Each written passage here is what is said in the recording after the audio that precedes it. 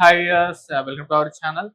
ఈ మధ్య కాలంలో సోషల్ మీడియాలో చూసుకుంటూ వస్తే మహాత్మా గాంధీ గారి గురించి ఎక్కడలేని నెగిటివిటీ పెరిగిపోయింది. గాంధీ గారు వచ్చేసేసారు, గాంధీ గారు ఇచ్చేసేసారు అని చెప్పేసి ఆయన విమర్శిస్తూ పోస్టులు విపరీతంగా పెడుతున్నారు కూడా.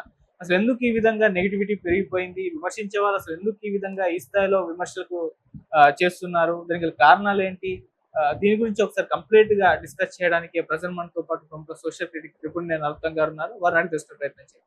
నమస్కారం సార్. నమస్కారం. ఈ మధ్య కాలంలో ఇది ఒక డిబేటబుల్ పాయింట్ గా మారిపోయింది సార్. చాలా మంది పోస్టులు పెట్టేస్తున్నారు, గాంధీ గారికి అగెనిస్ట్ గా ఆయన పైన విమర్శలు చేసేస్తున్నారు. ఆయన ఇచ్చేసారు, అలా చేస్తారు, ఆయన ఐడియాలజీస్ తో కూడా ఏకం కావట్లేదు. అసలు ఏంటి, మీరేం చెప్తారు సార్? అంటే ఏం చేశారని? మామూలుగా గతంలో ఉన్న తవ్వి తీయడం ఇటువంటివన్నీ కూడా చేస్తూ ఉన్నారు. మేజర్ గా ఆయన గురించి మాట్లాడే విషయాలు ఏంటంటే, ఆయన దీంట్లో ముస్లిమ్స్ కి ఫర్గా నుంచున్నాడు, ఖిలాఫత్ మూవ్మెంట్ లో ఆయన ప్రమేయం ఉంది అంటే మెయిన్ గా నుంచున్నాడు సపోర్ట్ గా. తర్వాత పార్టీషన్ లో ఆయన రోల్ విభత్సంగా ఉంది. యాంటీ హిందూ, సెక్యులర్ అన్న పేరు కూడా హిందువులకి అన్యాయం చేశాడని. పార్టీషన్ అయిన తర్వాత మనం ఎంత పేమెంట్ 55 crores ఇవ్వాలి, ఈయన ఫాస్టింగ్ చేశాడని. ఇవన్నీ కొంచెం బాగా నెగటివిటీ. ఇదే మెయిన్ గా అంటారు. ఇది కాకుండా నెహ్రూ గారిని కాకుండా, సర్దార్ వల్లభాయ్ పటేల్ గారిని కాకుండా నెహ్రూ గారిని పిఎం చేశారన్న విమర్శ కూడా ఆయన ఉంది. అవన్నీ ఉన్నాయి, అన్నీ చెప్తాను. మనం అవన్నీ ఉన్నాయి. కొన్ని ఏ లీడరు, ఏ వ్యక్తి యూ కెనాట్ హ్యావ్ 100% కరెక్ట్ అని ఎవరిని అనలేము. ఈ దేశం, ప్రపంచంలో ఏ లీడర్ లేడు అట్లా. యూ విల్ హ్యావ్ కొన్ని తప్పులు చేస్తుంటారు, మంచి చేస్తుంటారు. మనం ఏంటి, గాంధీ గారిని ఇప్పుడు ఏమైపోయిందంటే, ఒక పర్టికులర్ ఫ్యామిలీ పాలిటిక్స్ లో వాళ్ళు గాంధీ లెగసీని తీసేసుకున్నారు. Mohan Das Karamchand Gandhi full name, Gandhi legacy తీసేసుకుని పెట్టేసుకున్నారు. అది అనుసంధానం అయిపోయింది. సో ఇప్పుడు గాంధీ గారు is become a political topic, it's become a debatable political topic. Gandhi గారు అది అనుసంధానం అయిపోయింది కాబట్టి రైవలరీస్ ఉంటాయి కదా. ఫస్ట్ గాంధీ గారిని టార్గెట్, ఇలా ఐడియాలజికల్ టార్గెట్ వేరు. గ్రాస్ రూట్ లో వచ్చేస్తారు కాబట్టి సోషల్ మీడియా వచ్చేసి వేయవచ్చుగాని జరగదు కూడా. గాంధీ గారు వాళ్ళతో ఇది చేశారని, వీళ్ళతో ఇది చేశారని ఏదో పిచ్చి పిచ్చి పని చూస్తారు ఆన్లైన్ చూసారంటే. It is not right. అయినా మనకి ఒక సుభాష్ చంద్రబోస్ గారు, ఒక ఆజాద్ గారు, ఒక భగత్ సింగ్ గారు, వీళ్ళందరూ ఎంత గొప్ప స్వాతంత్ర సమరయోధులు. ఒక మన అల్లూరు సీతారామరాజు గారు, ఒక వావుసి చిదంబరనార్, ఇట్లా గొప్ప గొప్ప సుబ్రహ్మణ్య భారతి, అంటే గొప్ప గొప్ప స్వాతంత్ర సమరయోధులు. ఇట్లా గాంధీ గారు కూడా ఒక ప్రముఖంగా గొప్ప స్వాతంత్ర సమరయోధుడు. స్వాతంత్ర సమరయోధుడు. It is pre independence. ఆ ఫైట్ అన్నది ఆ సిచ్యువేషన్స్ లో, ఆ టఫ్ టైమ్స్ లో వీళ్ళు ఎవరు మాట్లాడేవారు ఎవరు ఆ టైంలో లేరు. ఆ టైంలో దేశం కోసం పోరాడిన సమర యోధులు వీళ్ళు. వాళ్ళ గురించి మాట్లాడే హక్కు, వాళ్ళు కరెక్టా కాదా అని తేల్చే హక్కుగా, నైతిక హక్కు గాని మన సరిపోము. మాట్లాడడం చాలా తప్పు. గాంధీ గారు తప్పు అనుకోండి, గాంధీ గారు తప్పుడు ఆయన వెరీ రాంగ్ పర్సన్ అనుకోండి, రూపాయి నోట్ల మీద ఆయన పేరు ఆయన ఫోటో తీసేసేయండి. దమ్ముందా? ఆ విగ్రహాలు తీసేసేయండి. దమ్ముందా? అక్టోబర్ 2 గాంధీ జయంతిని తీసేసేయండి, లాల్ బహదూర్ శాస్త్రి జయంతిని పెట్టుకోండి, లేకపోతే వేరేదని పెట్టుకోండి. దమ్ముందా? లేకపోతే గాంధీ గారు మన దేశ పిత, ఫాదర్ ఆఫ్ ద నేషన్ అంటారు కదా, అది కూడా తీసేసేయండి. ఇంకా ఎవరు అనకూడదు అంటే అది క్రైమ్ అని చెప్పి డిక్లేర్ చేసేసేయండి. దమ్ముందా? లేదు. మళ్ళీ ఎందుకు ఈ ప్రచారాలు వద్దు. If you have political differences, that is different. Political ideological differences వేరే. Gandhi garu ideologies are different. It help the nation, it help their freedom movement. Subhash Chandrabose గారి ideologies are different. It help the nation, it help their freedom struggle in a great way. ఇద్దరిది help అయింది. So మనం ఆ sides తీసుకుని ఇటు అటు ఇది political క్వాగ్మైర్ లో ఇట్లా మిక్స్ చేయొద్దు. గాంధీ గారు ఒక మన నిజం చెప్పాలంటే it stems from a deep rooted ideology. Pre independence ఎరా, ఇప్పుడు ఆయన ఎప్పుడు 1918 నుంచి మొదలైంది అనుకోండి. ఫస్ట్ 1918 మన he believes in a plural India. మన భారతదేశం అంటే ఒక మతం ఒకటే కాదు, మతోన్మాద దేశం కాదు, ఒక మతానికి చెందిన దేశం కాదు. ఈ దేశంలో సర్వమతాలు మానవత్వం అన్నది ప్రధానం. మానవత్వం ప్రధానం. Bharat is more global. వసుదైవక కుటుంబకం అంటాం కదా, ఇట్స్ మోర్ గ్లోబల్.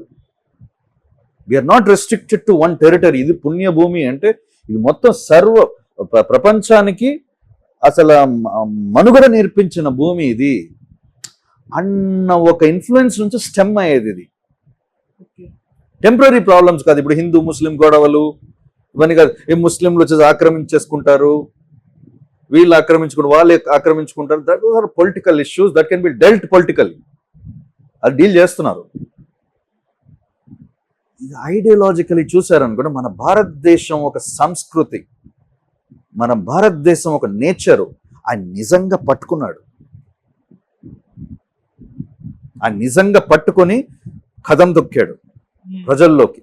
ఆ రోజుల్లో ఇక్కడ ఎవరొచ్చినా, ఎన్ని రాజ్యాలు, ఎంతమంది మన్ని కూలదోయటానికి ఎన్ని ఆర్మీస్ వచ్చినా, ఎన్ని దండయాత్రలు వచ్చినా మన సంస్కృతిని చంపగలిగారా? మన మనుగడని చంపగలిగారా? Today we are the highest populated country in the world, highest population in the world. ఇవాళ ప్రపంచాన్ని ఇండైరెక్ట్ గా శాసిస్తున్నాం, డిప్లొమాటికలీ, కల్చరలీ. ఇదే that is the self belief in our cultural strength. మన కల్చరల్ స్ట్రెంగ్త్ అంత గ్రాస్ రూటెడ్. అది ఎవరు అంత ఈజీగా చంపలేరు. దాన్ని ఆయన ఆ ధైర్యం చెప్పాల. నాన్ వైలెన్స్ అంటే అధైర్యం కాదు. నాన్ వైలెన్స్ అంటే ఆ ధైర్యానికి హైయెస్ట్ పాయింట్. అది మొత్తం గన్ను లేదు, వెపన్ లేదు, ఏం లేదు, అన్ని పడేసి ఒక చిన్న తుండు కప్పుకొని కదంతో నడిచాడు. First leader for mass awakening in India. అంతకుముందు మాస్ అవేకనింగ్ లేదు, ఫైట్ చేస్తా ఉన్నారు. ఏంటి? ఈ పెద్ద భూస్వాములు, చదువుకున్న అడ్వకేట్స్, లాయర్స్, బ్యారిస్టర్స్.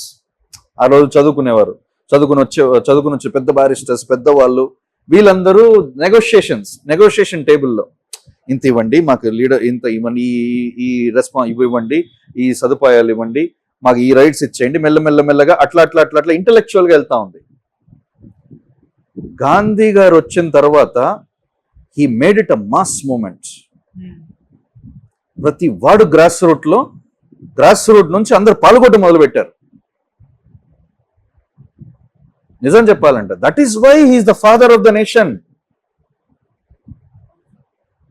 సుభాష్ చంద్రబోస్ గారు చేసింది తక్కువేం కాదు. Indian national Azad Hindu Fauj, Indian national army మొత్తం ఫామ్ ఒక దాని రివోల్ట్ తీసుకొచ్చారు. That is the last straw.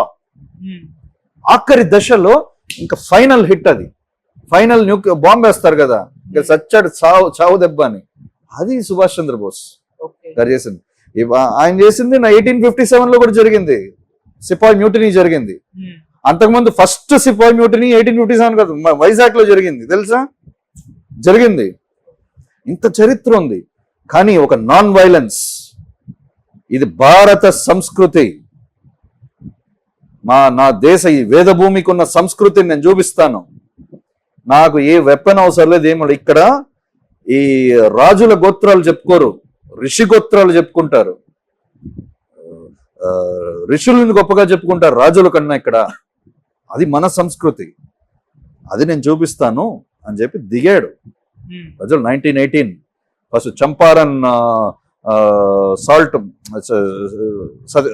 Salt కాదు, చంపారన్ సత్యాగ్రహ. ఫస్ట్ సత్యాగ్రహం అని మొదలు పెట్టాడు. తర్వాత చంపారన్ తర్వాత ఇక్కడికి వచ్చాడు. మళ్ళీ ఇంకో కేదార్ సత్యాగ్రహం మొదలు పెట్టాడు. దాని తర్వాత నాన్ కోఆపరేషన్ మూవ్మెంట్ 1920లో తీసుకొచ్చాడు. ఆల్ దీస్ ఏంటి? Basically public awakening.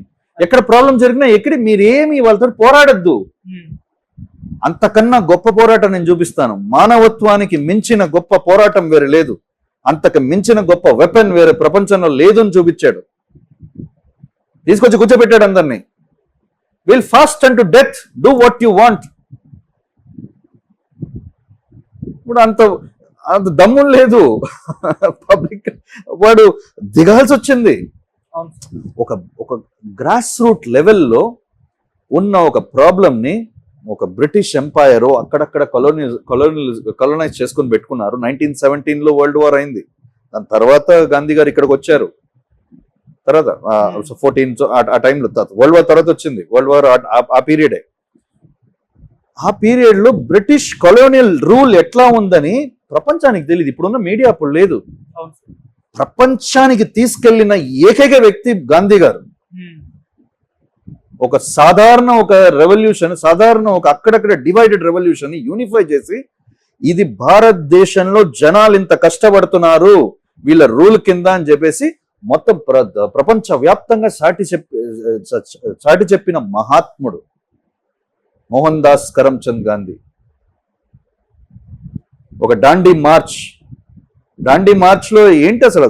దాండీ మార్చ్ ఏంటి ఏమనుకున్నా? మామూలు విషయం కాదు. ఓ సాల్ట్ కి ట్యాక్స్ వాడు వేస్తే, నేను కట్టను సాల్ట్, డిఫైన్ ద రూల్, నేను కట్టను ట్యాక్స్, నువ్వేం చేసుకుంటావు చేసుకో, నేను అక్కడ సీకి వెళ్ళి మొత్తం అక్కడ సముద్రానికి వెళ్ళి సాల్ట్ నేను చేసుకుంటా, అది నా స్వెచ్ఛ, నా భూమి ఇది అని తీసుకెళ్ళి అప్పటికి ఈ క్రియేట్ చేసేసాడు. ఈ సత్యాగ్రహం, నాన్ వైలెన్స్ మూవ్మెంట్ అన్నది, నాన్ వైలెన్స్ మెథడాలజీస్ అన్నది బాగా తీసుకెళ్ళిపోయాడు. అప్పుడు 1930 దాండీ మార్చ్ కదా, 1930 వచ్చేసరికి ఇది బాగా గ్లోబలీ వెళ్ళిపోయింది, గ్లోబల్ మీడియాకి వెళ్ళిపోయింది. ఆ టైంలో ఉన్న media, you had global support for it. ప్రపంచ దేశాలు సపోర్ట్ చేయటం మొదలు పెట్టారు ఆ టైంలో. యూ హ్యాడ్, ఇప్పుడు చూసారంటే ఏ లీడరు, మన భారతదేశంలో పుట్టిన ఏ లీడరు, అంటే స్వాతంత్రం, ప్రీ ఇండిపెండెన్స్, పోస్ట్ ఇండిపెండెన్స్, ఏ లీడరు ప్రపంచ లీడర్స్ ని, ఒక లీడర్షిప్ ని, వాళ్ళ ఒక ఐడియాలజీస్ ని ఇన్ఫ్లుయెన్స్ చేసిన ఏ లీడరు లేడు. ఒక మార్టిన్ లూథర్ కింగ్ లాంటి లీడర్ వచ్చాడు అమెరికన్ సివిల్ రైట్స్ కి. మొత్తం వాళ్ళ స్ఫూర్తి అంతా ఎవరు? గాంధీ గారే. నెల్సన్ మండేలా, అపార్థైడ్, రేసిజం, దానికి ఫైటింగ్ ఎవరు? దానికి స్ఫూర్తి ఎవరు? గాంధీ గారే. ఒక చావేజ్. ఎక్కడ చూసుకున్నా కూడా ఒక ఇండియాకి, ఒక భారతదేశానికి లేని ఐడెంటిటీ కాదు. భారతదేశం ఎప్పుడో, it is a vast country, vast history, మనకి అతి పురాతనమైన హిస్టరీ ఉంది. కానీ ప్రీ ఇండిపెండెన్స్, పోస్ట్ మోడర్న్ టైంలో మనం అనగతొక్కపడ్డాం, మన సొసైటీ అనగతొక్కపడింది. ఆ సొసైటీని ప్రపంచానికి మళ్ళీ గౌరవంగా పరిచయం చేసి విశ్వగురు, నాన్ వైలెన్స్, ఈ విశ్వగురు అని మనం అసలు పొలిటికల్ స్ట్రాటజీస్ నేర్పించింది గాంధీ. మోహన్ దాస్, అందుకే ఆయన మన దేశ పిత. ఒక నాన్ కోఆపరేషన్ మూవ్మెంట్, అది మామూలు మూవ్మెంట్ తీసుకొచ్చాడు. మేము కోఆపరేట్ చేయం, మరి ఏమైనా చేసుకోబోయ్, మేమే చేసుకో. మేము జనాలు, కిందున్న జనాలందరూ ఏం చేశారు ఆ టైంలో? గాంధీ గారు అంటే మాస్ అవేకనింగ్ అంటే అలా ఉంటది. తీసుకొచ్చేసి వాళ్ళ వస్తువులు, అప్పుడు బ్రిటిష్ వస్తువులు కానీ ఏ వస్తువులు తీసుకొచ్చి కాల్ చేశారు. We will not resign jobs నుంచి రిజైన్ చేయటం మొదలు పెట్టారు. వాళ్ళ క్లర్క్స్, గుమాస్తా ఉద్యోగాల నుంచి మేము బ్రిటిష్ కింద పనిచేయం. అక్కడే స్టార్ట్ అయిపోయింది యాంటీ బ్రిటిష్ అన్నది, అప్పుడే స్టార్ట్ అయిపోయింది. అది ఎట్లా మొదలు పెట్టాడు? ఒక గన్ను లేదు, ఒక పెన్ను కూడా లేదు, ఏమీ లేదు, ఒక వెపన్ లేదు. నాన్ వైలెన్స్, అది the power of non violence అని చూపించాడు. దీని ఎక్కడ డిఫరెన్స్ వచ్చిందంటే, ఈ హిందూ ముస్లిం డివైడ్. ఇప్పుడు ముస్లిమ్స్ కి మనం ఇంకో దేశం ఇచ్చేసాం, ఆ ప్రాతిపదిక మీద డివైడ్ అయింది కదా. ఇప్పుడు ముస్లిమ్స్ దేశం ఇచ్చేసినప్పుడు మంది ఇది మెజారిటేరియన్ హిందూ కదా, ఈ మన హిందూ దేశంగా ఎందుకు తీసుకురాలేదు? అప్పుడు వీళ్ళంతా పాలిటిక్స్ చేసి ఇది సెక్యులర్, అది మాత్రం ఇది అన్నారు అన్నది బేసిక్ అంతరంగం, రియల్ ఫైట్ చూసుకోవాలంటే. ఇది ఎట్లా? దానికి అర్థం చెప్తాను. అప్పుడు మన ఫ్రీడమ్ స్ట్రగుల్, మనం స్టార్ట్ చేసిన సత్యాగ్రహ మూవ్మెంట్స్ ఆయన స్టార్ట్ చేసింది, నాన్ కోఆపరేషన్ మూవ్మెంట్ కానీ, మిగతా ఈ డాండీ మార్చ్ కానీ, తర్వాత అన్ని సివిల్ డిసోబీడియన్స్ యాక్ట్స్ అన్నిట్లో కానీ ఆయన Congress use to be and non Muslim. Indian national Congress ఆ టైంలో నాన్ ముస్లిమ్స్ ని కూడా తీసుకొచ్చారు. హిందూ ముస్లిం యూనిటీ ఉంటే గానీ బ్రిటిష్ ని ఎలగొట్టలేము. ఎందుకంటే హిందూస్ అప్పుడు గ్లోబల్ కాదు, హిందూ కమ్యూనిటీ. ముస్లిమ్స్ అప్పటికే గ్లోబల్. మిడిల్ ఈస్టర్న్ కంట్రీస్ అప్పుడే ఉన్నాయి కదా, అప్పుడే అప్రైజింగ్ ఉన్నాయి కదా, గ్లోబల్. అది దీన్ని ఒక గ్లోబల్ ఇష్యూగా తీసుకెళ్లాలంటే హిందూ ముస్లిం యూనిటీ అన్నది చాలా అతి అవసరము, మన దేశానికి ఫ్యూచర్ కూడా మంచిది అన్న ఉద్దేశం అయింది. అందుకని ఖిలాఫత్ మూవ్మెంట్ లో కూడా వాళ్ళ పక్కన నిలబడి, ఎందుకు వాళ్ళు సపోర్ట్ చేయాలని కాదు, వాళ్ళ సపోర్ట్ ని తీసుకోవాలి. ఎందుకు డివైడెడ్ గా మనం ఫైట్ చేయకూడదు, కలుపుకొని వెళ్ళాలి. అందుకనే పోస్ట్ గాంధీ చూసారంటే, గాంధీ గారు ఎంటర్ అయిన తర్వాత చూసారంటే ఇండియన్ నేషనల్ కాంగ్రెస్ లో ఈ మొత్తం ముస్లిమ్స్ ఎక్కువ ఇన్వాల్వ్మెంట్ ఉండేది. అఫ్ కోర్స్ తర్వాత ముస్లిం లీగ్ ఇవన్నీ వచ్చినాయి, that's a different story all together. అక్కడ జరిగిన కొన్ని పరిణామాలు, కొన్ని అన్నిటికీ ఈయనే బాధ్యుడు కాదు, కొన్ని విషయాల్లో బాధ్యుడు అయి ఉండొచ్చు కూడా. బట్ ఈయన చేసిన గొప్ప గొప్ప పనులు కూడా ఉన్నాయి, అది మనం విస్మరించకూడదు. As a citizen of this country we should respect Gandhi as much as we respect Subhash Chandra Bose, as much as we respect our local hero Alluri Sitaramraju. అది ధర్మం. అదే పిచ్చి పిచ్చి ఎవరు మాట్లాడింది తీసేసుకుని అట్లా కాదు. మీరు పొలిటికల్ గా ఏమైనా కొట్టుకోండి, don't speak ill about leaders like Gandhi. Is a global leader, మన దేశానికి ప్రైడ్. ఇప్పటికీ మనకి మన రూపాయి నోట్లు ఆయనే కదా. ఎందుకు తీయలేకపోతున్నారు? తీయలేరు. That is impact of Gandhi at the local level. అది మనం ఇంకా డీప్ రూటెడ్ గా బాగా తీసుకెళ్ళాలి. ఇంకా చెప్పాలంటే ఇప్పుడు గాంధీ గారిది ఇంకో కొన్ని యాంగిల్స్ ఉంటాయి తీసుకొచ్చేది. ఏంటంటే సర్దార్ వల్లభాయ్ పటేల్ ని పిఎం చేశాడు, పిఎం అవ్వాల్సింది. కాంగ్రెస్ అదే మొత్తం అందరూ సపోర్ట్ ఎక్కువ, 12 ఓట్స్ ఈయనకు వచ్చినాయి, 3 ఓట్లు వేరే వాళ్ళకి వచ్చినాయి, నెహ్రూ గారికి 1 వచ్చింది. అది కూడా క్వశ్చనబుల్. ఆయన నెహ్రూ గారిని పిఎం చేశారు, ఈయన చేయలేదు అన్నది ప్రధానం. అది జరిగింది, నో డౌట్ అబౌట్ దట్. కానీ అక్కడ అప్పుడు తరుణం చూడాలి. That is not an election, that is not a public election. Interim government, interim prime minister చేయాలి. కాంగ్రెస్ సపోర్ట్ మొత్తం సర్దార్ వల్లభాయ్ పటేల్ గారికి ఉంది. అక్కడ గాంధీ గారు ఏం చేశారంటే, ఇప్పుడు దేశ పరిస్థితి ఎట్లా ఉంది, ఇప్పుడే ఫ్రీడమ్ వచ్చినప్పుడు మన ఫోకస్ మోర్ డొమెస్టిక్ కన్నా కూడా ఇప్పుడు ఇమీడియట్ గా వచ్చిన ఫ్రీడమ్ స్ట్రగుల్ ఇప్పుడే వచ్చినప్పుడు మన గ్లోబల్ డిప్లొమసీ అన్నది ఇంపార్టెంట్. ఈ గ్లోబల్ డిప్లొమసీ ఇప్పుడు అఫ్ కోర్స్ సర్దార్ వల్లభాయ్ పటేల్ గారు very strong leader, decisive leader. కానీ ఇప్పుడు ఆయన గాంధీ గారి పర్స్పెక్టివ్ నుంచి చెప్తున్నా, అది కొన్ని విషయాలు అది తర్వాత తప్పైంది కూడా. నెహ్రూ గారు చాలా మిస్టేక్స్ చేశారు, అది గాంధీ గారు. కానీ గాంధీ గారు ఆలోచన అది. ఇతను వెల్ ఎడ్యుకేటెడ్, మోర్ వెస్టర్నైజ్, మొత్తం ఆల్ ఫ్రీడమ్ మూవ్మెంట్ లో ఫుల్ గా డీప్ గా పాల్గొన్నాడు. అతను స్వాతంత్రంలో పాడుకున్న వ్యక్తి. ఇప్పుడు ఈ టైంలో మన నెక్స్ట్ ఎనివే ఎలక్షన్స్ పెడతాం. ఎలక్షన్స్ ముందు ఇంటరిమ్ గా ప్రైమ్ మినిస్టర్ ని ఇది బెటరు, నెహ్రూని చేయటం బెటరు. అంటే ఇంత ఒక లీడర్షిప్, ఒక ఐడియాలజీ ఇట్లా మనం ఫోకస్ అయ్యేటప్పుడు సడన్ గా సర్దార్ వల్లభాయ్ పటేల్ పెట్టి నెహ్రూని కింద పనిచేయటం, అది కొంచెం ఈక్వేషన్స్, గ్లోబల్ ఈక్వేషన్స్ కొంచెం బాగా కరెక్ట్ గా ఉండదు. Let us take it forward this way అని ఈయన సజెషన్ చెప్పాడు. సజెషన్ అంటే ఆయన అట్లా ఉండేది. అప్పుడు చెప్పినప్పుడు సర్దార్ వల్లభాయ్ పటేల్ గారు కరెక్ట్ ను ఒప్పుకుని ఆయన సంతకం పెట్టాడు. ఆయన ఒపీనియన్ కి విరుద్ధంగా జరగల. ఈయన గాంధీ గారు ఇచ్చిన స్టేట్మెంట్ కి ఆయన ఒప్పుకుని ఓకే ఇది కరెక్టే జరగని అనిన తర్వాత జరిగింది. అది దాని తర్వాత మళ్ళీ ఎలక్షన్స్ జరిగింది, ఎలక్షన్స్ లో మళ్ళీ గెలిచారు అనుకోండి, దట్ ఈస్ డిఫరెంట్. అందుకనే దీన్ని వచ్చే బ్లేమింగ్ ఎవరు, గాంధీ గారిని బ్లేమ్ చేస్తారు. సర్దార్ వల్లభాయ్ పటేల్ చేసేస్తే పోదా? సర్దార్ వల్లభాయ్ పటేల్ గారు ఒప్పుకున్నారు, ఒప్పుకున్న తర్వాత ఆయన హోమ్ మినిస్టర్ అయ్యారు. అప్పుడు ఆయన వయసు ఏంటి, 71. నెహ్రూ గారి వయసు ఏంటి, 57 ఆ టైంలో. So this also plays a role. Old guard ఇప్పుడు న్యూ గార్డ్, ఒక ఫ్రెష్, ఒక ఎలక్షన్స్ ఇప్పుడు ఫ్రీడమ్ వచ్చింది, ఇది పెడదాము అని ఒక ఇండియన్ ఆర్కిటెక్ట్ గా అట్లా తీసుకెళ్దాము. కుడ్ బి రకరకాల ఆలోచనలు ఉంటాయి. ఈయన ఆలోచన ముందు పెట్టుకున్నప్పుడు ఈయన ఒప్పుకొని ఈయన ఒక రోల్ తీసుకున్నాడు, హోమ్ మినిస్టర్ గా స్ట్రాంగ్ రోల్ తీసుకున్నాడు. ప్రిన్సిలీ స్టేట్స్ అంటే మన దేశాన్ని యూనిఫికేషన్ కారణమే పటేల్ గారు. పటేల్ గారు ప్రైమ్ మినిస్టర్ అయి ఉంటే ఈ పని ఎవరు చేసేవారు? బహుశా జరిగేది కాదేమో, అంతే కదా. బహుశా ఇప్పుడు మనం ఇప్పుడు ఉన్నాం హైదరాబాద్ ఇంకో దేశంగా ఉండేది పటేల్ గారు ప్రైమ్ మినిస్టర్ అయి ఉంటే, బహుశా చెప్తున్నా. సో అన్ని జరిగింది, మంచిగా జరిగింది. I just think that way.